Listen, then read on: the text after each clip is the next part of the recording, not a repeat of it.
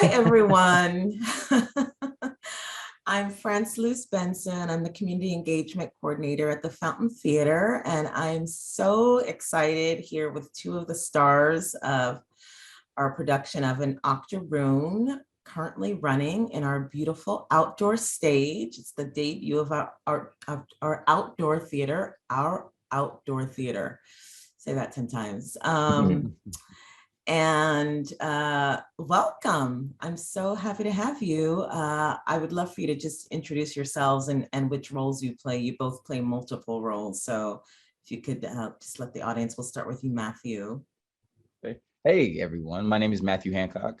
I play in An Octoroon. I play BJJ, who is the alter ego of our playwright Brandon Jacob Jenkins. I play George and McCluskey within the melodrama, which is the hero and the villain. And Hi, I'm Rob Nagle.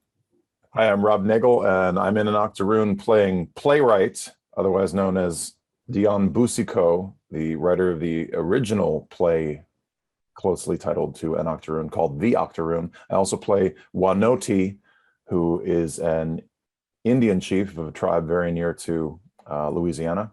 And I also play Lafouche, who has the great job of being a slave auctioneer in Louisiana in 1859. thank you. Thank you again, both of you. And before I dive into the play, I always love to ask artists whenever I get a chance to do things like this, just about their journeys.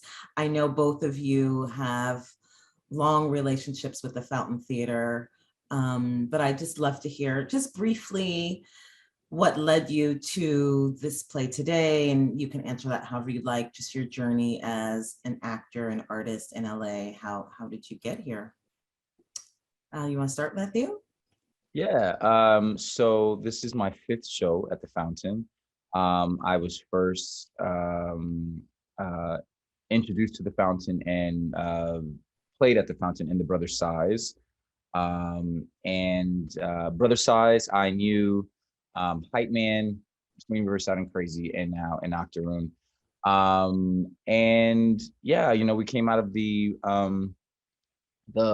stay-at-home order, and this play came about for me. I worked with Judy, our director, Judith Moreland, earlier this year. She was my producer in a piece at the Road Theater called This Bitter Earth. So I was friendly with her from that. And then obviously my relationships at the Fountain, we have long relationships at this point. The universe saw fit that we all come together again to do this piece. And it's been a dream and a joy, and also, you know, just to be back in live space again with people. There's nothing more thrilling for me as an actor. Mm. And Rob? This is actually my 2nd show with the Fountain. We've had a relationship for years, but I've been dancing around with workshops and readings. And in the before times of January 2020, I began rehearsals for Human Interest Story, written and directed by Stephen Sachs. You may have heard of him. And we were in the midst of that run when Miss Rona came walking into town, and COVID said, no, we're not going to do this for a while. And so things shut down. So returning to the Fountain in June with previews of An Octoroon has been a really wonderful and somewhat emotional return to live stage. But I've been aware of the Fountain for as long as I've been in Los Angeles. Just haven't had a chance to work with them until this past, we'll call it a year, even though it's been 2 years. And so you both kind of touched on it, but what has it been like being in front of a live audience after all this time, and also just performing live again? I know as an artist, like I have to do the thing every day. I have to keep the muscle working, and so what was it like not working those muscles for a year plus, and then suddenly being thrust into this crazy, beautiful, masterful play? What is that process been like? Yeah, I think and Rob and I know this for a fact because we've participated in some Zoom readings together, but during the stay-at-home order, a lot of what we did was, on Zoom and behind the computer. So definitely it was like an adjustment and a reminder of like, oh, I can't have my script like on my computer screen, or like I actually have to walk around. I actually have to move. I actually have to Put pants exert on. quick changes. You know what I mean? Like Yeah. things that just like you just kind of forget about when you're just doing Zoom readings. So there was definitely like a period of adjustment where I was like, oh, this is real. Like, but once you start doing that, and then the story kind of has this quality of just really once you start the ride, you have to see it through. So for me, um, definitely like once I got into the marathon or the meditation of the piece for me as an artist, I found the flow. And then of course, being in front of people again that's why I do theater. I think the immediacy of the moment and the immediacy and the reaction that you get, the energy of just bodies in front of you witnessing, there's nothing else like it. And so to be able to do that again, and then also to this is one, I think I just done stuff as a child outdoors, but in my adult professional career, this is the first time of me like performing outdoors. So also contending with the elements of outside, be it ambulance, Mhm. helicopters, airplanes, people walking by, people driving by with their loud music. You know what I mean? There's just all sorts of adjustments and things that like keep you alive as an artist, and like you say, keeping the muscle going. So I'm always thankful for this show for keeping that workout going, but then also too, just and Rob is beautiful at this, but like the improv of the moment, and finding and using what's happening right now in our play. That is the joy of live performance. Yeah. Yeah. I'll just add that I didn't know how much I was going to miss the theater during lockdown, mostly because we didn't know how long we'd be in lockdown or in stay-at-home orders. So the last year and a half, well, year and a quarter before we started kind of seeing people again, was really an exercise in faith. It was a lot about faith that the work that we can do from the comfort and privacy and isolation of our own homes needed to reach people. We needed to reach through that green dot to try to touch the hearts of people who also missed theater. So it was a lot of just blind faith that the work that we're doing while at home in the Zoom rooms and otherwise was going to reach someone. And then to be able to stand on a stage again and see people gathered, having the joy of sitting in an outdoor space underneath the stars or the helicopters, and seeing the excitement of the audiences to be back with a heavy amount of or a significant amount of concern for the virus continuing to spread. But it was really beautifully emotional and such a lovely return to get back on the stage. The last time I think I was outdoors on a stage was with Shakespeare Festival LA. I did a production of Much Ado About Nothing in Marina del Rey, Pershing Square, and Rancho Palos Verdes. And before that, it was the Shakespeare Theater in DC for a few free-for-alls they used to do out in a almost 2,000-seat amphitheater in the park. We didn't have as many helicopters or sirens in those other venues. There were a lot more insects. So I've been grateful that none have been flying, knock wood, flying into any of our mouths, or not many. But that's kind of the joy of outdoor theater. But the real gathering again, the gathering of a community, of a group to hear a story, whether inside or outside, has been such a fulfilling thing to be a part of again. I feel like we're the 8 luckiest actors in Los Angeles right now. Absolutely. I totally hear you. I was just on the East Coast working on one of my plays, and we did it outdoors, and that was my first time in a long time experiencing my play with an audience live. And as nerve-wracking as it can be as a playwright, it's such a beautiful to share an experience with other people is so it's just so sacred. And I'm curious, because this play, An Octoroon, is so powerful and so irreverent and is saying so many things on so many levels. And I'm curious about what your relationship with the audience is with this play today, and why this play today. And, you know, when I saw the play, it's a brilliant production. And, you know, I had the experience of being a Black woman and was with a Black friend, and there were white people in the audience, and, you know, I'd be laughing and having a great time, and then like, look, and like, why are they laughing? And we'd be like, why are they laughing? Are they laughing while we're laughing? And I'm just curious what is going through your minds. I know that you're in the moment in your characters, but are you also having this relationship or this conversation with the audience? For sure. I think the benefit of especially our prologue moments before we go into the melodrama part of the play is that we are with the audience. I'm talking directly to the audience when I come out. So you get to see those reactions, you get to see their faces, you get to see the shock and the awe. I mean, not to give anything away, but I start off in my underwear. So, and I forget, I actually don't even think about that. But I know sometimes when I see people looking at me like, what am I watching? I'm like, oh yeah, I'm in my underwear, like just talking shit. You know what I mean? So like there is an element to it where I'm kind of desensitized and I'm like, what are they? And I'm like, oh, that's right.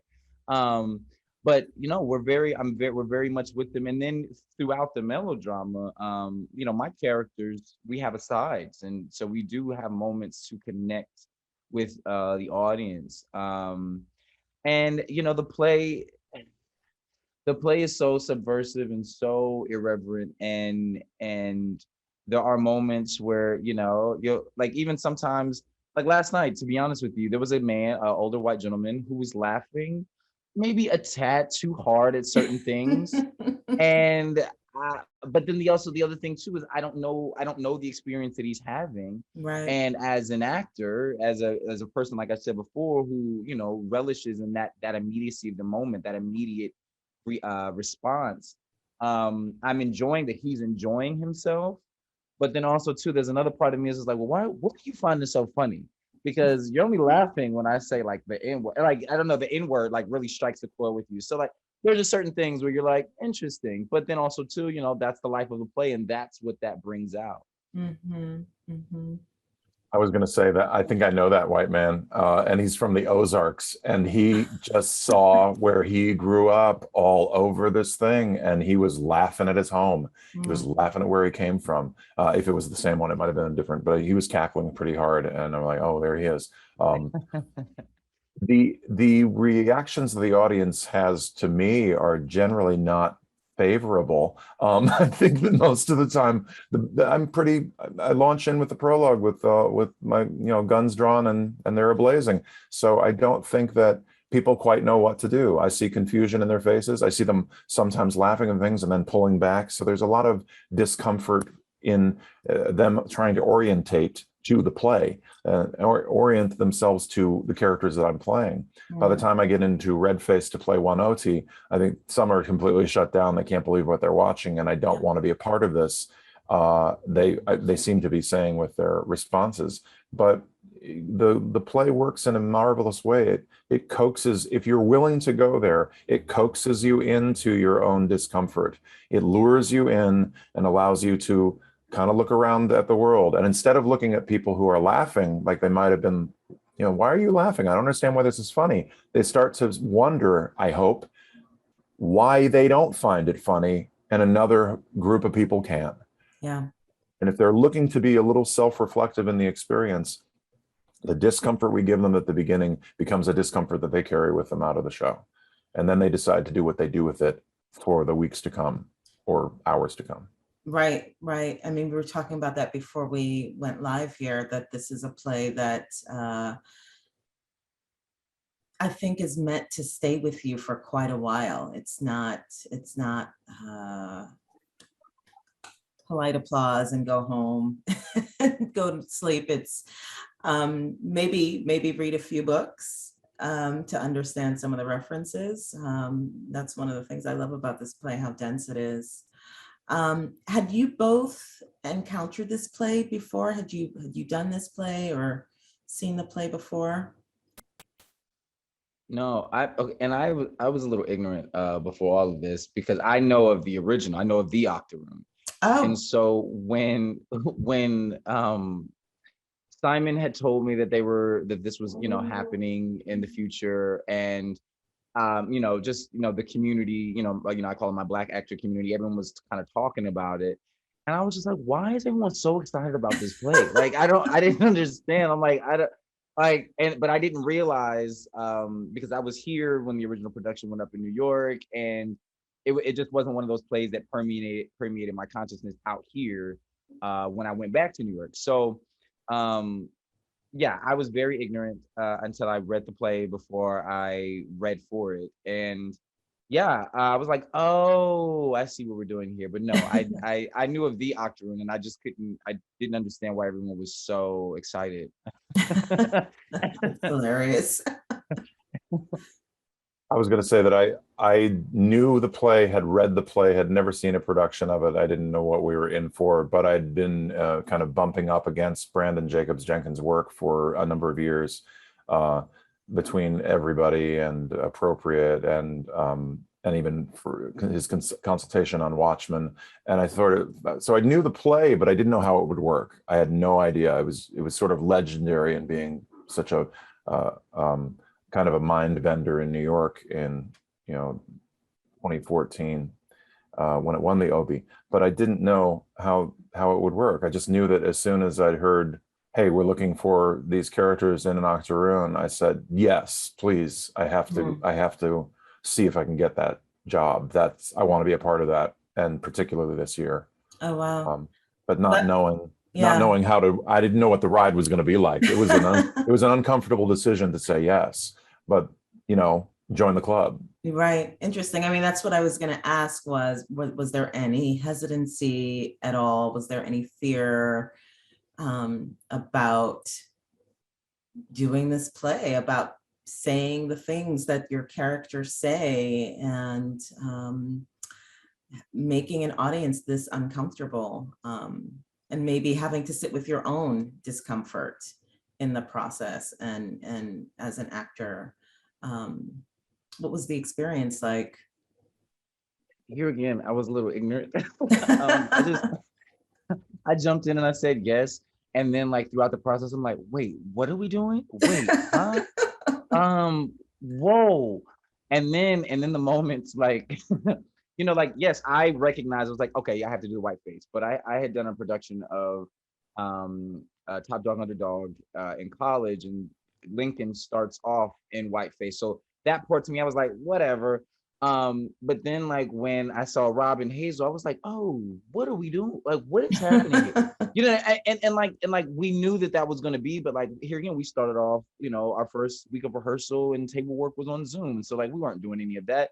And then even when we got into the space, we didn't add those elements until a little later on. And so when those started to come in, it was like, oh, this is gonna rattle people. And it even took a second for myself to adjust to not so much the red face, because unfortunately, I feel like we've seen that sort of imagery at a lot of sports games. I'm from Ohio, and the Cleveland Indians are there, and there are still people that dress up in red face to go to games and do things like that. Not condoning that, but I'm just saying I was more. You see, I was more desensitized to that than to the blackface. And so to see Hazel was just like, oh, and then there was like a concern for her a little bit. And then there was a concern for Rob because like, they're doing stuff that like I said all the time, like, the Native American community hasn't necessarily had the best representation in the zeitgeist ever. So to have this sort of imagery without maybe, some sort of historical talk back situation to go with it can be kind of, it's very uncharted territory and very nerve wracking a little bit. But then also too, back to the point of that is what the play is to elicit. The play is eliciting all of these things and really serving up the history and the rhetoric that we've lived with since this country's inception. Hmm. I was terrified. I was terrified about what we were doing. And I had the same reaction that Matthew did. It was like, wait, this is where this happens? I know I read it, but now we actually have to And do it. it's different when you have to do it. I thought it was a Zoom reading and they were just going to read the Yeah, stage no, directions. yeah.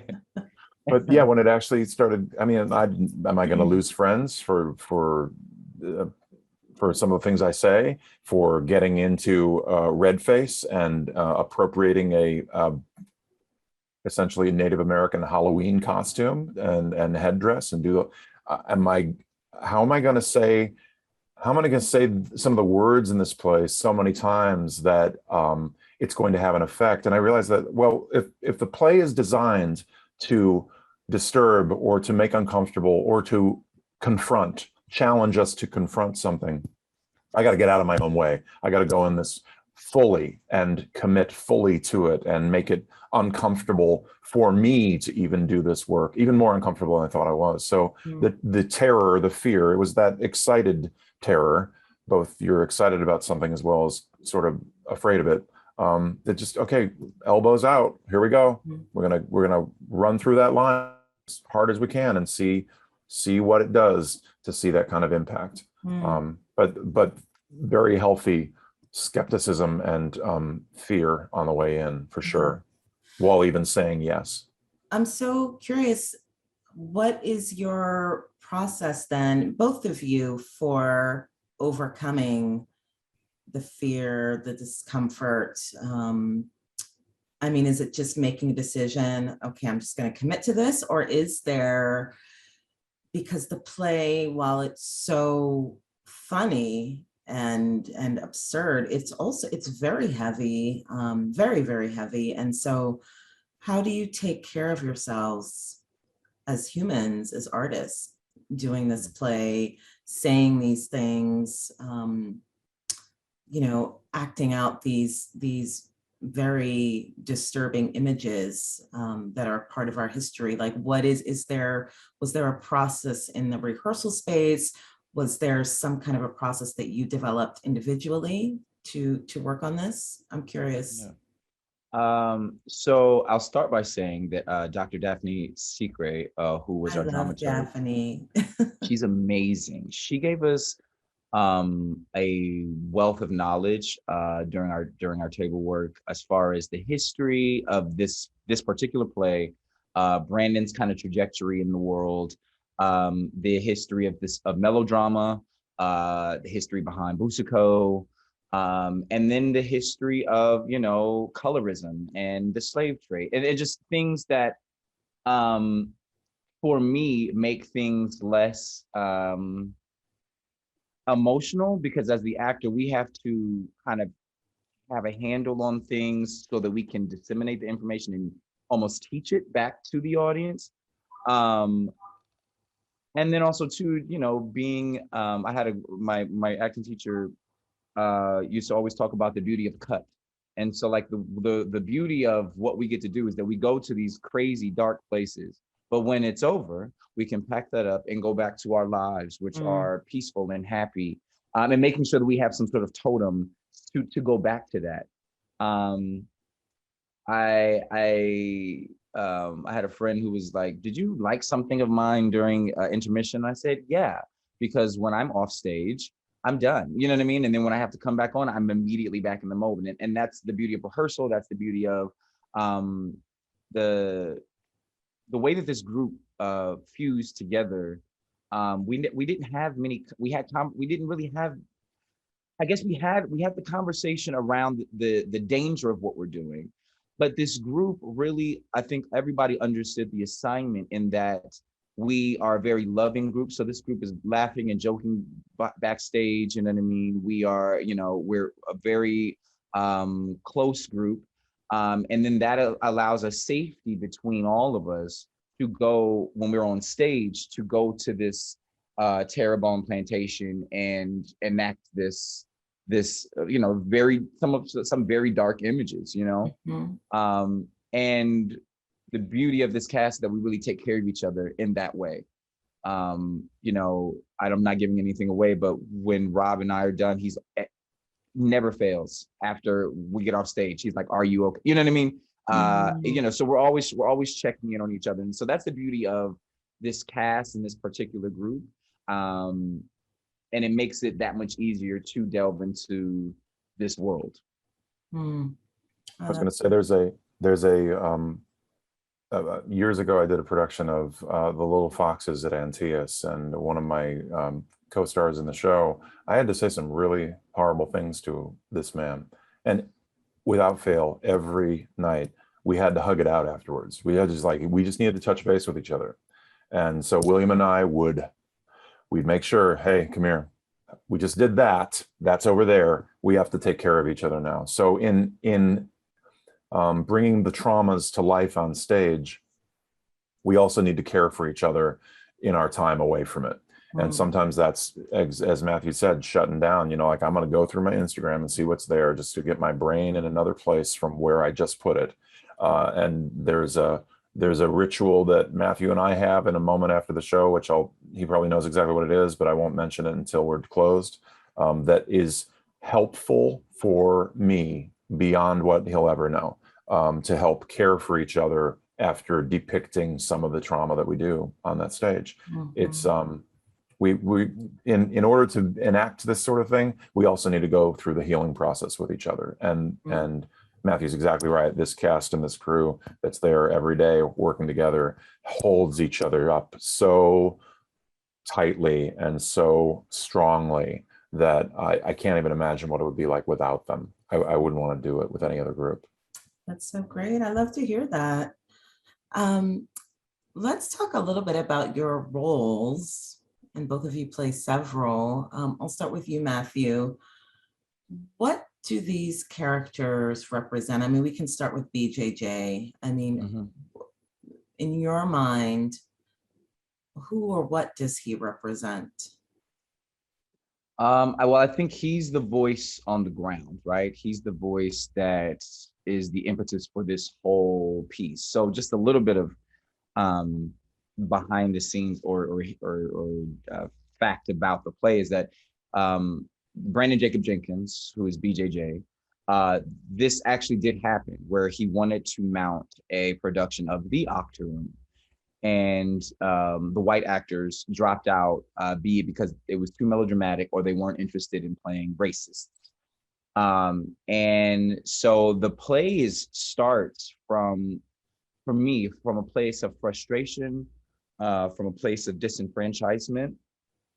And then, you know, he very, very quickly tells you that he's a Black playwright, because a part of being a artist in a very, white environment like the American theater, is that is often put before you can do anything else. So very often, if like he says in the play, I was trying to write a play about farm animals, and somebody's like talking about African folktales, and that's not, like, you know what I mean? Like, very rarely as a Black artist are you allowed to separate yourself from your Blackness, which is not, white people get to play and be all sorts of things, but we're usually put as artists, and and how we're depicted, we're normally put in a box. So I think a part of BJJ's function is to break that, but then also to introduce you to the world that he's created, and what you're about to see. Um, uh, it's very, like I said, I do come out in my underwear, so it's a very stripped down experience that the audience is going to have with BJJ. But then you get to see how that frustration and the stripped downness of it all builds to the moment of when I start to put on the whiteface and what that is and means. And then that starts to spiral us into this world, that into this journey that you go on for the next 2 hours. Mm. And so when you're playing George and McCluskey, Matthew, are you playing BJJ, playing these roles, or are you completely immersed in Oh, that's a good question. No, George? I'm actually completely immersed. Um, Yeah, completely immersed. Because the, the for as an actor, and this is why Brennan is the genius that he is, but um it's very interesting to find those spaces and places where I am George and I am McCluskey, and there is no differentiation, even though I mean it's their human experience becomes my human experience for that portion of time. So George, you know, though he is a nicer racist, he leads very much from the heart space, and is very much a romantic and very much, you know, a lover of beautiful things. McCluskey is ambitious, and also too has experienced a level of disenfranchisement, because he is a poor white man who is coming to new money but still deemed as lower class. So he's a social climber. He's more cunning, and those are human qualities. And I, as an actor, can't really judge um, where these men come from, because they are human and I am human. And so because we are humans in states of being, then that's what I get to be for that moment. Mm, mm. And Rob. So I'm the white guy, and I play. Well, look, I don't.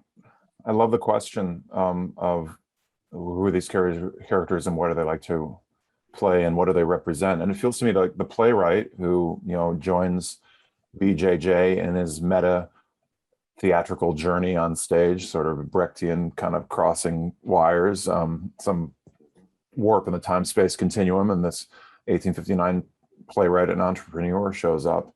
You know, the playwright is, he represents entitlement to me and represents patriarchy to me and represents white supremacy, and in particular creative white supremacy, and with no awareness of it whatsoever, oblivious to all of it. Then I move into Redface and play Wanoti, who I feel like represents justification for genocide.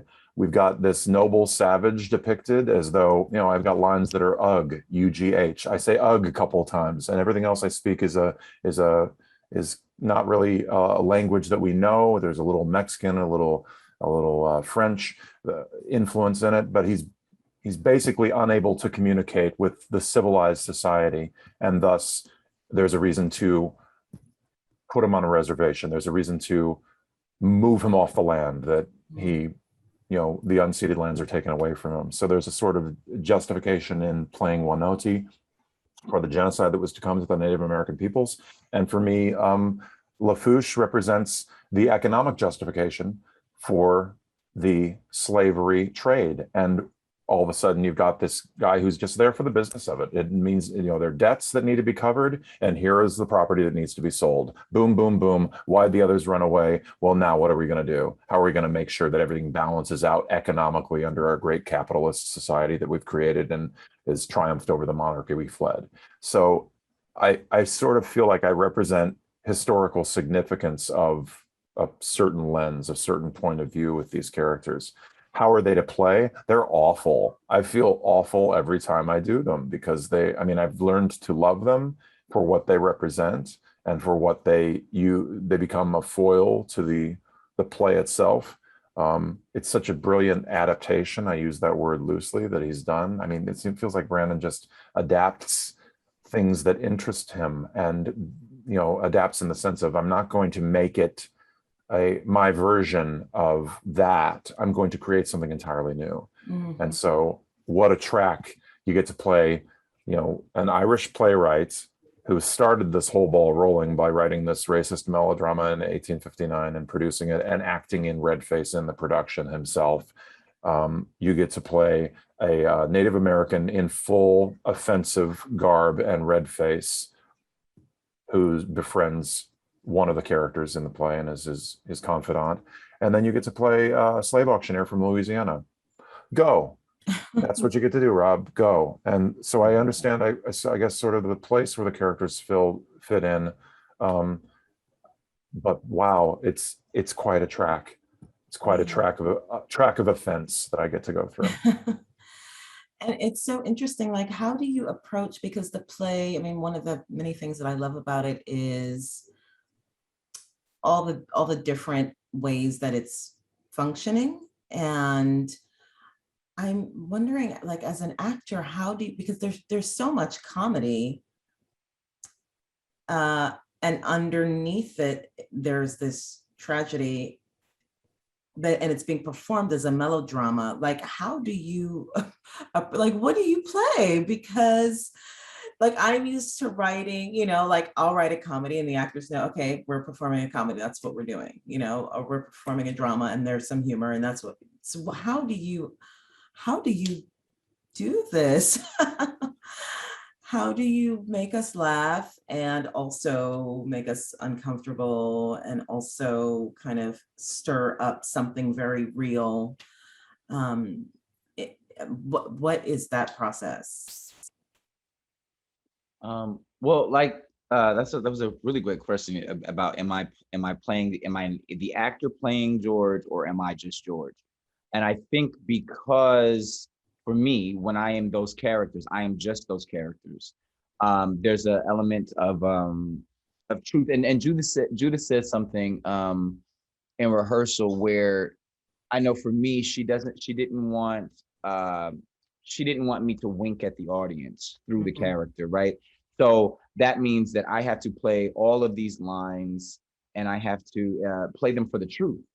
So when I tell Zoe as George, you know, I the only okay, the line's leaving me right now. The only heart the heart of one true woman, and the only slaves I'd have are her thoughts, right?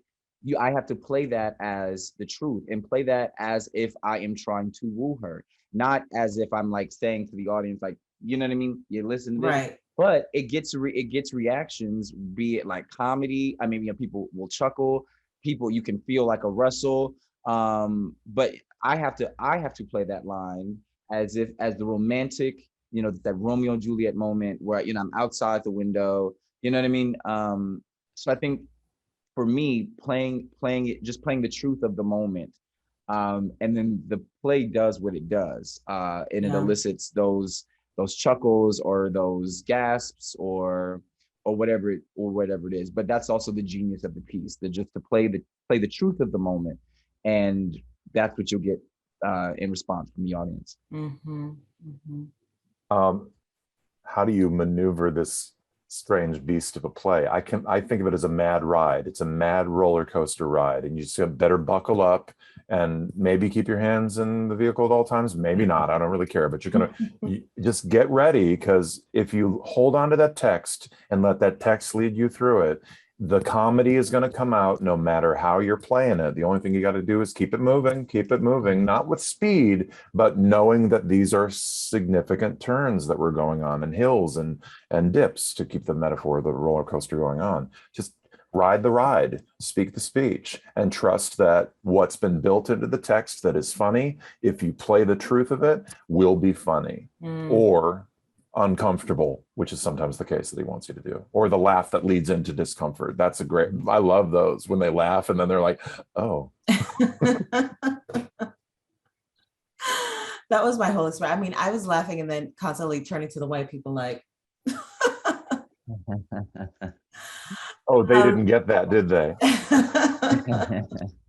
I have a number of friends of color who've seen the show, and were approached at intermission by the same white woman, older white woman usually, who would say, I noticed you were laughing a lot in that first half.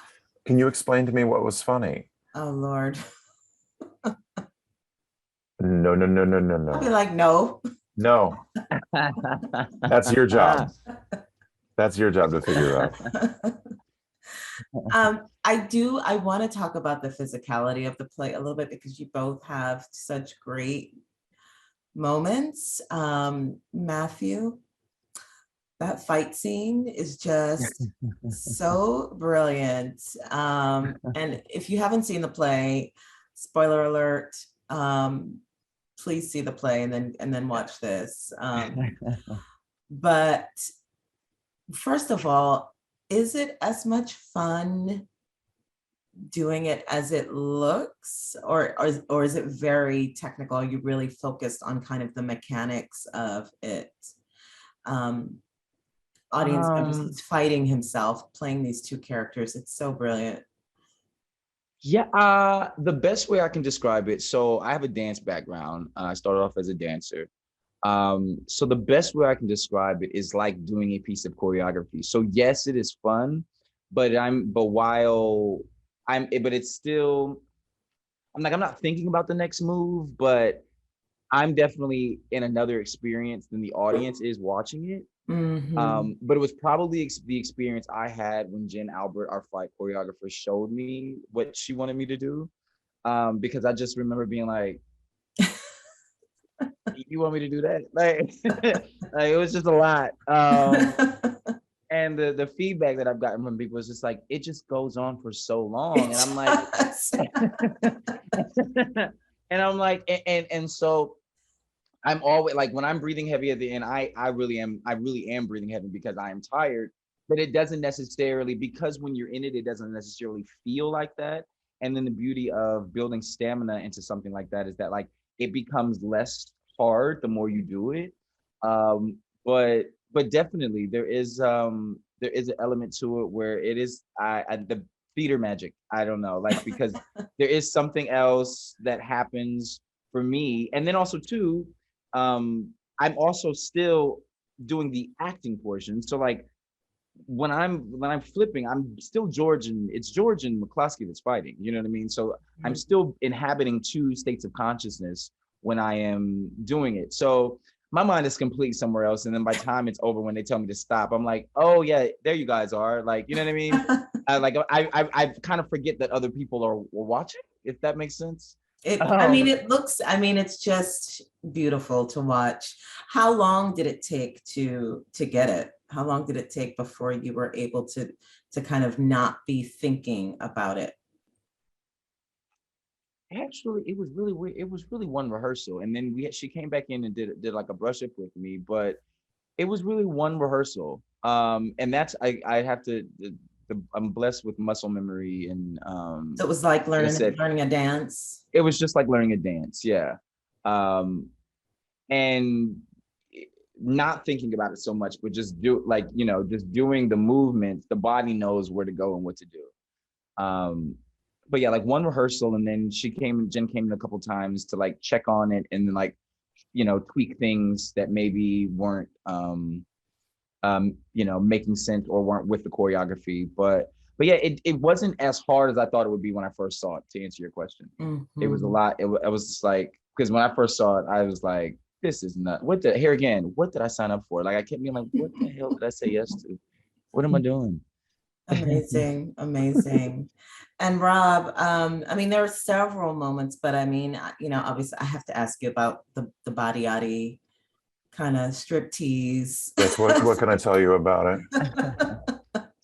Look, go ahead. What were you going to ask? What was it? I mean, I did speak to Annie last week. She talked a little bit about the collaboration on it, but I mean, have you danced like that before? Was it scary? Was Have I danced like that before? Not publicly, and literally not even with anyone who I live with watching me. No, I don't really think I have. I think when Judith first mentioned, here's the song we're thinking about using, I said, oh, and she said, oh, is that a bad thing? It's like, no, no, no, we're right on. Okay, great, good, that's perfect.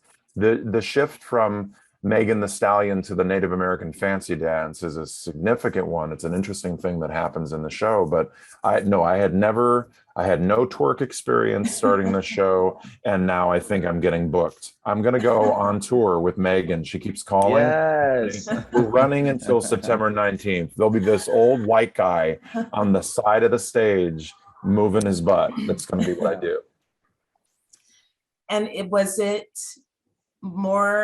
scarier more than it was exciting, more like what the challenge of it? I mean, I think it was probably scarier more than exciting because for two different reasons. I wanted to honor Megan the Stallion's musical version of me dancing. You know, I wanted to honor both body yaddy yaddy, but also honor the Native American fancy dance, which is, you know, probably derivative of a war dance. Mhm. They say we don't know exactly, but I wanted to be able to honor both of those things, being you know, middle-aged white man. If I'm lucky, it's middle-aged. And I think that there was a little bit of fear in doing that justice and wanting to do it justice and not create great offense in the process. Mhm. And I'm not sure which one I feel more uncomfortable in, but I love doing both of them. It's such a release every night when that music starts and I hear real hot girl shit and I'm on my way.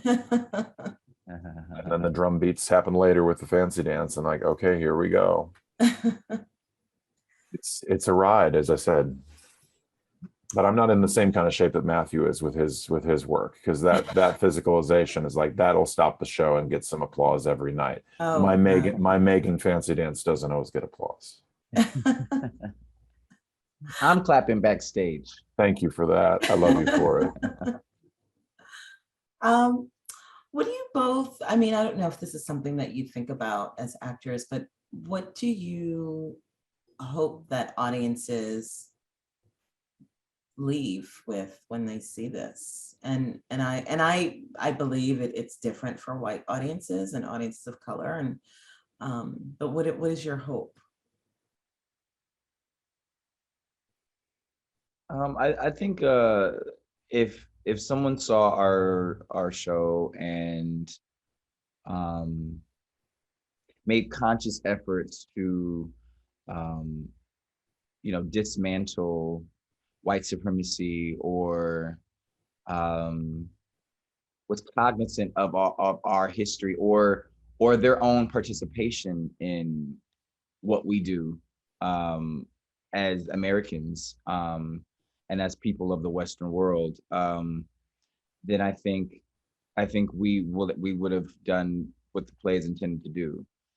In a world where, you know, we have people who want to rewrite history and ban the teaching of critical race theory, I think it is so emergent that we do a piece like this to shake people to the truth of that we're not as far as we think we are. And if we start to actually acknowledge that, we can actually get further. We can actually move. Oh, we can actually move further away from this portion of our history. But if we have people who are denying it or denying the effects of it, that only keeps us in the mud longer. So if we can, if this can help someone get out of the mud, then we have done our jobs. Well said. That is well said. I don't want to even follow that up. That's so well said. But I will say something, which is working on this show has made me more aware, and more aware of my own biases, some unconscious, some conscious. It's made me look at myself in a different way and become more sensitive to the struggle that I think was swept under the carpet for a long, long time. And I hope that people walk out of this production, the ones who decide to stay and be challenged by it. I hope they'll walk out of the production with a different view in the mirror every time they look in it. Because if they can start to see their own, pardon my French, pardon my Irish, shite. If they can start to see their own shite in the mirror, they can start to provoke change and see it around them and become advocates and not just activists. So I'm hopeful that the awareness of their own discomfort in watching a show like this can inspire them to uncover why. That was well said too. Matthew's is better. Thank you so much for taking time out to chat with me. It's been such a pleasure and an honor. You're both amazing. Thank you. I'm so glad I got to not only experience your performances, but to talk to you about it. If you haven't seen the show yet, it's running through September 19th. You must see it. It is timely. It's a beautiful, powerful production. And the outdoor stage is amazing. I mean, it really, I loved being out there. And I thought it's built beautifully. I really wasn't aware of traffic or anything outside of this experience that I was having with you all. So definitely get your tickets. It's selling out quickly. So don't waste time. You can go to fountaintheater.com for tickets and information. And thank you so much, you two. Thank you, Princess. Thank you. Congratulations on all the success of this production and wishing you continued success. I hope our paths cross in the future. They will, and soon. And if you're a fan of Matthew Hancock, do not miss him in this show. He is a revelation. He really You can is. miss me, but don't miss Matthew. Both of them. I was gonna say Rob is no small potatoes. Okay. I'm a small potato next to your big potato. Come see Matthew Hancock in this show. I've been a fan of his for a long time, but this is the show to see him in. Absolutely. I will agree, but I will say the entire cast is really just brilliant. Agreed. I'm really, and I've been getting a chance to speak to everybody all week, and you are all not only incredible performers, but such passionate artists. So thoughtful. And I feel like it is just the right cast. You know, I think they say like 90% of directing is casting, and she nailed it. Yeah, I agree with that. Thank you. Thank you.